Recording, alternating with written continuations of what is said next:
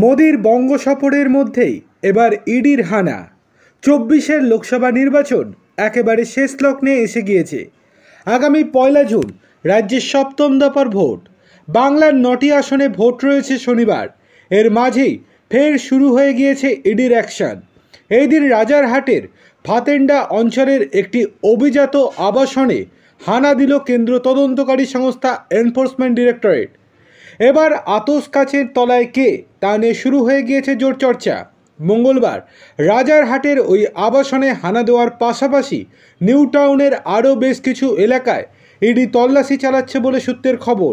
ওই অভিজাত আবাসনের এক ব্যবসায়ীর বাড়িতে এই দিন কেন্দ্রীয় এজেন্সির আধিকারিকেরা অভিযান চালায় বলে জানা যাচ্ছে। অনুমান, ভিন রাজ্যের একটি ব্যাংক প্রতারণার মামলার তদন্ত সূত্রেই ওই আবাসনে হানা দিয়েছে ইডির গোয়েন্দারা। জানা যাচ্ছে, রাজারহাটের শান্তিনিকেতন আবাসনের ৩ নম্বর টাওয়ারের D8 রুমে ইডি তল্লাশি চালাচ্ছে।